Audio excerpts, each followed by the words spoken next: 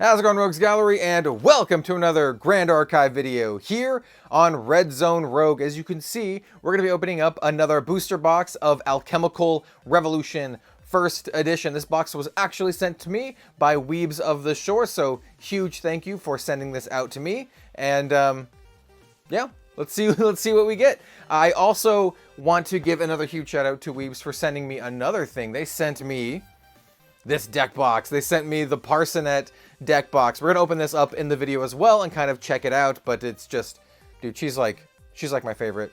She's awesome. And I'm really excited for this deck box too. So we're gonna open up the deck box, we're gonna open up the booster box, and just have a lot of fun opening up Grand Archive today. So if you like the video, like, comment, subscribe, and yeah, let's get started. All right, so let's deal with the deck box first. It's gorgeous. It's really excellent, and I'm very excited to open this up, but I do want to compare it to all of the previous Grand Archive deck boxes. So let's kind of bust them out. So here is the very first Grand Archive deck box. This one has this kind of like felt feel to it. It's probably my least favorite of them. It looks all right. And on the inside we have a top tier character, Lorraine here. This has a couple of the original starter decks. This is something that I use to help teach new players how to play. Then we have the second deck box. This is the Sylvie deck box. One of my favorites, actually. I really like the leather-ish design. It's not really like sticky like this one is. It's not sticky, but this one's like, I don't know how to describe it. It's felt, kind of. Got this little spongy felt feeling. But this one's really nice. And it's really cute. Pretty simple deck box, and inside, you guessed it, we have Sylvie, which is also very cute, and this dog that looks like my dog.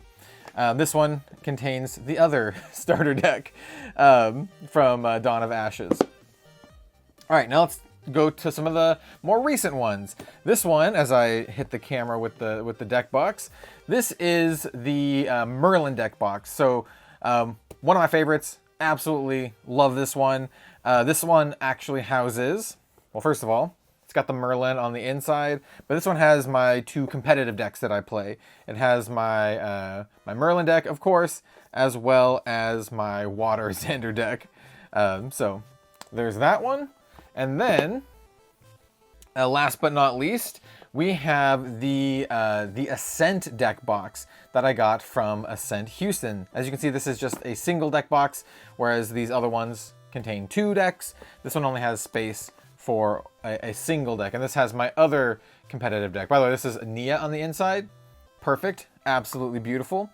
This one has my my Fire Assassin deck, as well as like a life counter too. So yeah, this one's really nice. Very happy with this one. Very curious to see what they do with the Worlds deck box and all that kind of stuff. But I wanted to show all that as we compare it to this new deck box. I do want to say they have impeccable taste in choosing all of the characters for the deck boxes. You know, Nia, Merlin, and then of course the two original like fan favorites. We have Sylvie and Lorraine. But like Nia and Merlin, oh hell yeah, dude. Folks who are into Grand Archive right now might not know, but I was the one to spoil the original Merlin. So I have like a little personal connection with Merlin, and very cool. Very cool. She will always be one of my favorite characters. And then Nia, obviously. Just art by Honshu, just amazing. All right. Let's check out this one finally after chatting for like 3 minutes. Oh, there's things on the side.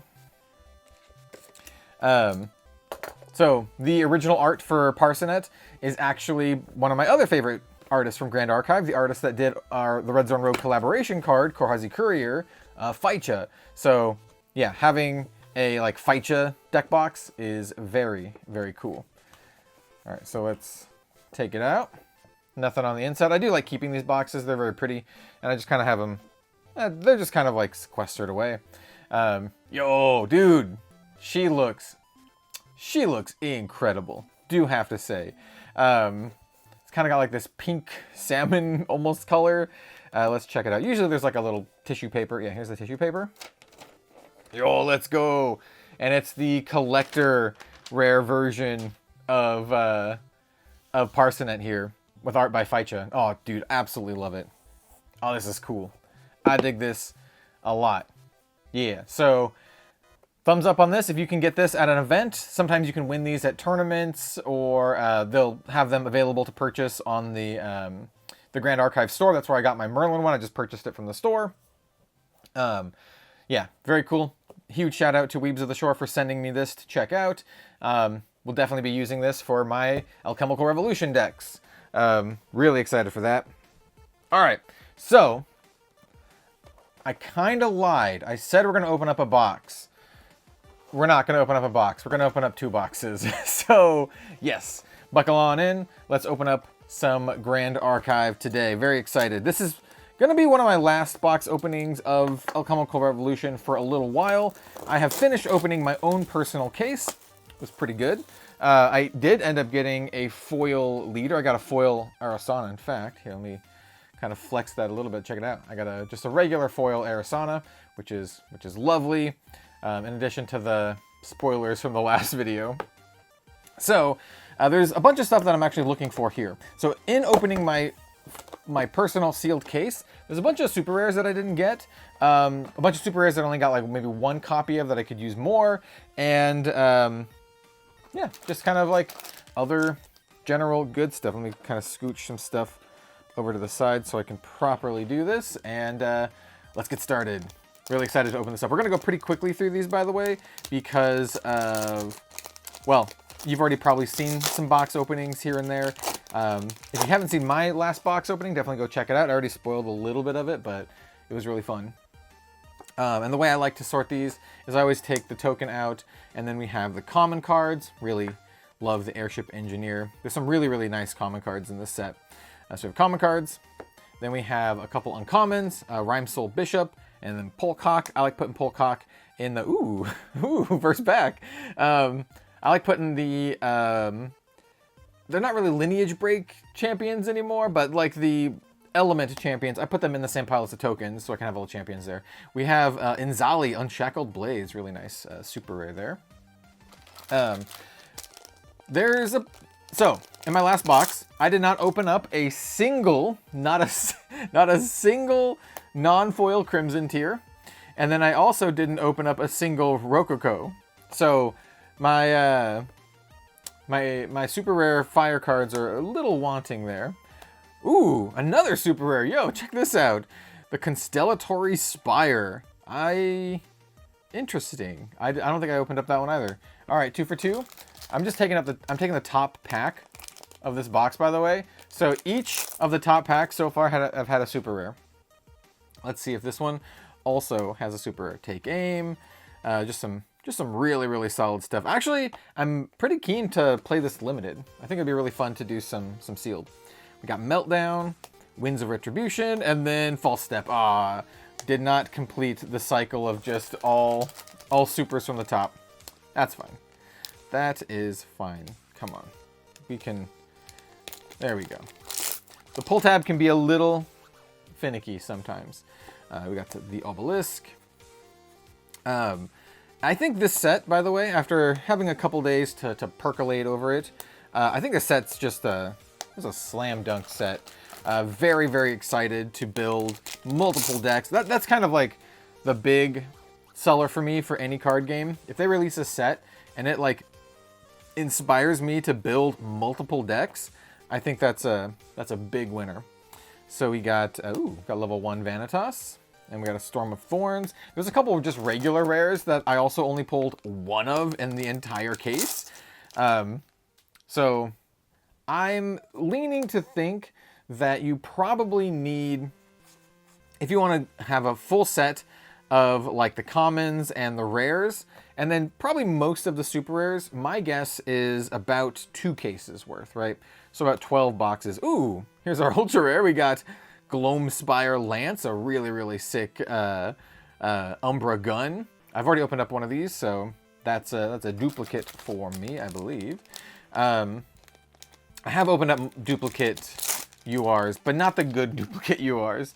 There's a couple URs that you definitely want more than one of, like Scry the Stars.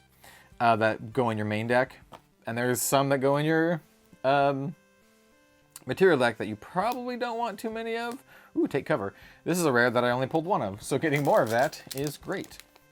One comes in the starter deck as well, but, you know, if I want to play 4 of them, it'd be nice to have a full play set. One thing that I've been debating is whether or not I want to buy a second case, and I'm not sure. The set's really, really fun to open, but I think one case plus singles might be a good way to go. I did end up opening 2 of the Academy guides, which are definitely going to be the most expensive card. Ooh. Oh my god, did we get... Oh, we didn't. I was like, did we get a foil Academy guide? This is a foil rare. The Exalted Dorumegian Throne. Kind of an interesting domain card there. We'll stick it down here. Ooh, big fan of the Airship Cannoneer. Spell Shield Astra, another card that I only opened up a single copy of. This is just a rare, but I only opened up 1. So once again, you know, I think 2 cases is the sweet spot if you want to get a full play set of everything. You'll likely get most of the super rares, all of the rares, and uncommons and stuff. Vanitas, we'll stick them over here. We've got a Deploy Gun Shield. Ooh, Fatal Timepiece. There's a lot of the random material deck cards that I only pulled 1 of as well. But that's fine. You don't need more than 1. We have Diana Cursebreaker. Yeah. So as I open this up, I have not yet begun to build decks. Fractal of Snow. I probably won't until I get back from Japan. I am recording this the Friday before I leave for Japan, and I will be there for about a week or so. Actually going to meet one of the Grand Archive devs there. Just kind of like, we're both going to be in Akihabara at the same time, so it'd be cool. Ooh, Rose Eternal Paragon. One of the super rares that I have not pulled yet, so that's great. Nice, I will take that. I'm not sure, I mean, like, I'm gonna need my Crimson Tears, you know what? I'm gonna need my full playset of Crimson Tears. We got another foil. Ooh, I think it's a... Oh, we got a foil Arisana. Yo, let's go. She's not a super rare. This is not a super rare. Or collector rare is what I mean. But we did get a foil Arisana. Yo, let's go. We'll take it. We take those. If we can't get the collectors, this is the next best thing. Now we need to get a foil level 1. Oh, dude, that's incredibly exciting. And then we got, ooh, Relentless Hex Chaser. I've not pulled this one either. This is a super rare. 2/2 for 2, range 2. On enter, if you control distant unit, this becomes distant. And then element bonus for 2, you can return it from your graveyard to the field rested. That card's sick. That card's really cool. I dig the, like the, what we call it, like the graveyard shenanigans, the reanimator stuff. Shout out Honshu Art, always gotta. Dormant Sacrificial Altar, another Vanitas. Shout out to Honshu Art. Ooh, we have the Seeker's Rifle. I don't know if I've opened up any of these at all, but yeah, pretty cool. This is one of the, I think this is the gun that Diana has in her artwork. Yeah. Got a good old Creeping Torment. Can run that main deck or otherwise. Ooh, another foil. What's this one? Potion of Healing. All of our foils, ooh, that looks great. All of our foils were normal element ones this time. Calculated Whirlwind, and then Demon's Aim. Cool card. What are your best picks from this set? This is the foil that we need, by the way. We need the Herbalist Prodigy Diana foil. Or, well, I would like Diana foils as well, but Arisana foil. We got the Brew. We got Nico, and then, ooh, hey, look. Condensed Supernova. Only opened up one of those, so getting another copy is great, though you do get a couple copies of that in the starter deck, which is also pretty good. It's a good card. Nice little little board wipe there. Yeah. I've also been kind of like checking out the, shout out to Tristan there. I've been checking out Provoke Obstinance, another super rare. How many super rares do we have so far? 4, 5, 6. It's probably all of them. most of my boxes have 6. In fact, every single box that I opened had 6, except for the one that I had the collector rare that had 5. So probably not a collector rare in this. Anyway, I've been checking out kind of the more recent things that the devs have been doing, including the new Omni decks, which I think is great. Good way to incentivize people to play the game. You get like these player rewards, something that most card games don't do anymore. Something that Magic used to do but doesn't. And I can't really think of many other card games that do that as well. So fairly unique in the space, which I think is great.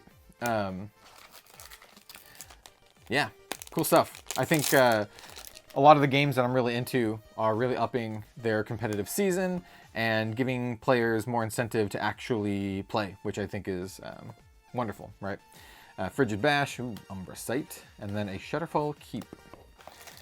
And it's one of those things that I think is really, really important to the Western card gaming market, which might not be as important as some other markets, and that is having really strong organized play. I feel some markets can lean more a little bit on the collecting and the casual play, but it really feels like the Western market really craves that organized play. People love going to their game store and playing games, right? I know some areas, like, people don't care about if a card game is carried at their LGS or not. They're just going to buy it online and just kind of do their own thing with it. But, a lot... Ooh, enhanced potency. Don't see that one very often. But a lot of folks are like, if it's not carried at my LGS, then I won't, then I won't care about it. And a lot of people have this litmus test. It's like, oh, if it's not at my LGS, then it must not be popular, which is kind of insane. But I can also kind of get... Ooh, Gloamspire Wraith. I can get where they're coming from a little bit there. Obviously, your one LGS isn't the be-all, end-all of everything that is anything in the gaming world. They just kind of support their local community. But, it's ooh, another super rare. Yo, this box is cracked. We got 7 super rares, and then Arisana. Oh, no, we didn't. No, we didn't. I'm sorry. I'm counting the Gloamspire as a super rare. No, we got 6. This is your average amount. I forgot about the UR that we got here. Still, very, very nice box, right? Very happy with these. I'm really curious to see what the pricing of the foil champions will end up breaking down to, but definitely want to get a full set of foil Arisana and full Diana, for sure. And then so Gloamspire was our ultra rare, and then these were our supers. Yeah, not too bad. Got some super rare, unique ladies, and some other stuff. We did not get the Academy guide, which is kind of the big one there, but that's all right. All right, box 2. Also, I'd like to say thank you for being here and watching this video. Genuinely love Grand Archive. Any longtime viewer of the channel knows. But, it still is a niche game. Actually growing quite well. But, this is not Magic the Gathering. It's not Yu-Gi-Oh! Or Pokemon. So the views for this kind of stuff is always going to be much, much less. It was kind of funny. Earlier last year, I made just kind of like a couple videos for my side Magic channel that I haven't uploaded to since then. But the funny part about this is I just kind of made some a couple videos here. One of them was the Angel Commander deck opening, and that video just, on a much, much smaller channel that has like, less than 2,000 subscribers. That video just got like 8K views just because it's Magic, right? And so even if the video is coming from a smaller channel, even if my audience was smaller, just by virtue of being Magic the Gathering, I got a bunch more views. And for some content creators out there, they would really feel incentivized to just keep making Magic content. And that's not what I'm about. I make content about games that I genuinely care about and that I'm genuinely enjoying playing, like Grand Archive, right? And so despite, not getting as much views, I want to keep making Grand Archive content for y'all. So that's my very long-winded way of saying, hey, thank you for being here, and thank you for, supporting these smaller indie games. you know, I'm very proud of where Red Zone Rogue is right now, and ooh, another Celestial Calling, and building the channel to where it is on the back of niche indie games, right? Even Flesh and Blood, at the time of this recording, is, I would consider, more of a niche indie game. Yeah, Allied War Priestess, Spell Shield Wind. It's one that's getting bigger, you know, carving its own niche, just like Grand Archive. But at the end of the day, they are an independent, self-published game made by a very small studio. Ooh, oh! I think we got another foil champion. I think it's Diana, actually, because I think this is the Umbra border. Ooh, oh, let's go, Pog, dude. Let's go. Diana Dusk Stalker. Very, very cool. Oh, I dig that so much. This is the one that makes Creeping Torments on hit. So this is the starter deck one. I think this is actually really good. I like this one a lot. Oh, that's sick. Very, very happy with that. Oh, dude, let's go. I would also like to point out, just my luck in pulling collector rares is like not too bad for Grand Archive. Ooh, another Umbra card. Demon's Aim. Oh, I really like the art in this one. That looks sick, dude. My luck in pulling. Oh, this is super rare. Fire-Blooded Oath. It's the third one I've gotten. Interesting. Anyway, what I'm trying to say, maybe we can get through a pack without getting some hits. Nah, I don't want that. Nah, just give me the hits. Anyway, I just keep pulling husbandos and like animals, right? Cannot pull a CSR waifu for the life of me. Fractal Snow. Because if you remember, for my first edition Dawn of Ashes openings, I opened up a Xander level 3. And then for my Fractured Crown, I opened up the Majestic Spirit. Oh, that's not true. I did open up a Merlin. So I have opened up one. Yeah. So I guess that's a little bit fair. I have opened up a Merlin. But for this one, I opened up Claude. So it's like 1 for 4 on the waifus. And in case you're wondering, yes, I would prefer the waifus. Swooping Talon, Devotee, and then the Time PS. The Time PS. So for super rares, come on, give me Crimson Tear, bro. Like, come on. Like, I haven't opened up a single non-foil Crimson Tear. I need a playset. I have the foil one. I need Neos Elemental Ultra Rare. This is a pretty good one, actually. This is one that I haven't gotten yet, and yeah, dude, I'll take it. I was looking at card prices the other day. Mind you, it's launch day at the time of the recording, but Neos Elemental was one of the more expensive ones. Tactical Retreat. Another Torrential Blast. This is a pretty interesting box so far. Yeah, only one super rare, so you know we got a little ways to go. Ooh, we got another foil. Is this the... What is this? Oh, okay, it is. I was gonna say, is this the Diana card? It is. Take Aim. That's great, dude. Very, very cool. I dig that. We have a Crystalline Mirror. So those are likely all of the foils that I'm getting. You get about 3 per box, and it's very consistent on that. Which, you know, I was gonna say, not a negative thing. We got another Vanitas, Gun Shield, and then Awakened Frostguard. Yeah, the foils are actually pretty rare. So if I see someone rocking up with like an all foil deck, that's fairly impressive, right? For Flesh and Blood, it's much easier because every single pack has a foil.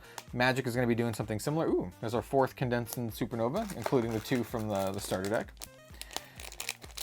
Yeah, so like with the new Magic booster packs, every pack will have a foil in it now. Which, you know, I don't think that's necessarily a bad thing. But it does make the foils feel less special, right, when you open up one. Because if you open up one every single pack, you're like, all right, fine. And it only makes it special when you open up like a, you know, a really high rarity one. But it also makes it, you know, easier for foil fans to foil out their stuff. Here we have Assemble the Ancients. Another one of our super rares there. Getting a lot of Neo stuff this pack, or this box. Still have hopes we could pull a CSR. Even though these boxes were sent to me by Weebs of the Shore, once again, shout out, thank you very much. I'm not guaranteed anything this time, like I was with Fractured Crown, right? They just like, hey, here's some boxes to open up and showcase to everyone, and I was like, sweet, let's do it. Young Peacekeeper, Young Peacekeeper. It's like a take on Young Peasy. I don't know, man. Maybe you don't play Magic and have no idea what the reference is that I'm making. Anyway, let's continue. Repelling Palm Blast. Get that Palm Blast. Ooh, Anathema's End. Very nice. That's a super rare. Comes in the starter deck, but still not too bad. Same with the Assemble the Ancients. Also comes in the starter deck. Yeah. Not too bad. Not too bad. We got Astrocyte, Automaton, we got a Cloud. I've gotten a lot of Clods. Not sure how good Cloud will be. Hey, if the Automaton, if like some sort of Automaton deck becomes good, then yo, I've got the Clods waiting for it. He's just waiting. Yeah. How many are we? 3, 4, 5. We have probably one more super. Come on. It's not going to be this one. I was like, I want it to be Crimson Tier, yo. I have not pulled a single non-foil Crimson Tier. We have Windblessed Gatekeeper, Downpour, and Demon's Aim. Okay, last pack.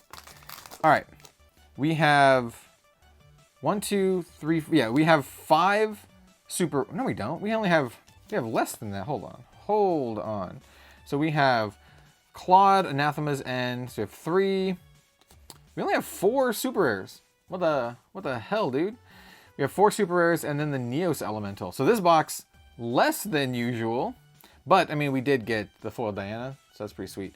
So this last pack, very likely going to have a super rare, right? So we'll have 5 super rares, which is still below rate, right?